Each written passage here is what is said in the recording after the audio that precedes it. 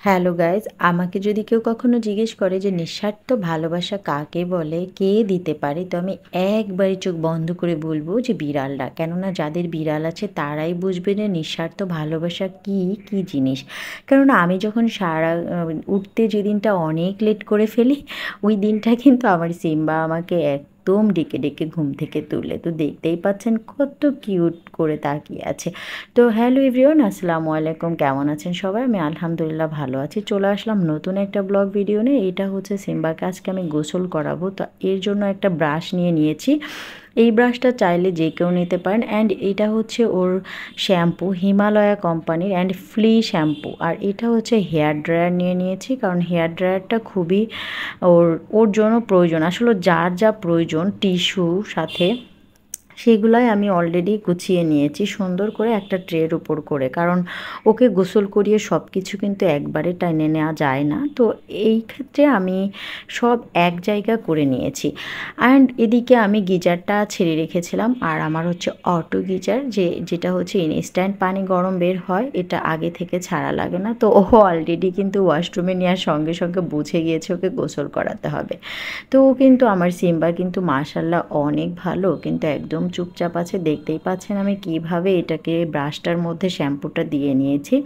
আর এর মধ্যে কিন্তু 2-4টা ছিদ্র আছে, যেটা দিয়ে কিন্তু এই শ্যাম্পুটা অ্যান্ড পানি দিয়ে নিবে তোমরা এর মধ্যে বের হবে। তো আমি গরম পানি করে নিয়ে আগে আমার হাতে দিয়ে নিয়েছি যে ওর গায়ে কেমন সহ্য হবে।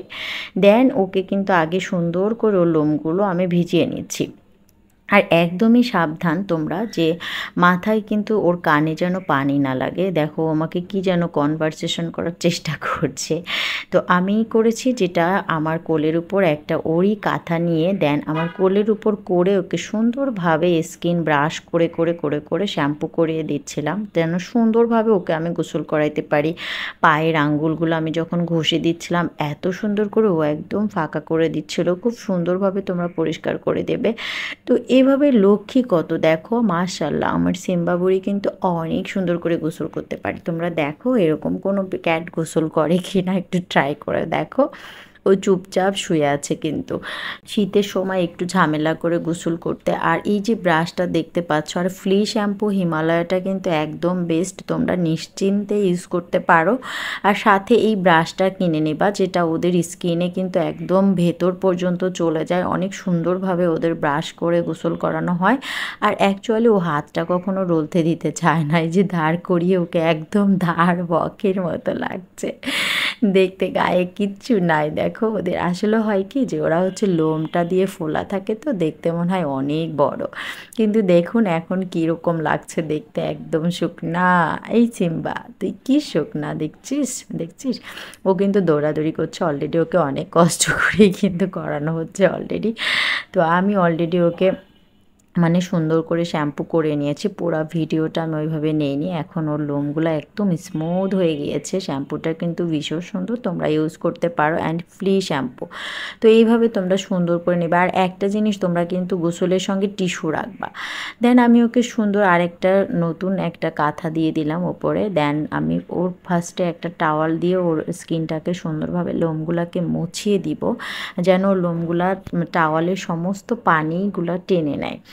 দেন পানিগুলো টেনে নিলে আমি ওকে একদম রুমে নিয়ে যাব। আর আগে থেকে রুমে আমার মেয়ে হচ্ছে ওর টাওয়ালটা পেরে রেখেছে, বা আমি নিয়ে নিজে থেকেই পেরে নিব। তো দেন ওর রুমে টাওয়ালটা পাড়ার পরে ওকে আমি টিস্যু দিয়ে কিন্তু পাপ পাপ করে করে ওর হচ্ছে মুছবো। তো প্রথম অবস্থায় কিন্তু টাওয়াল দিয়ে সুন্দর করে তোমরা মুছে নেবে যেন।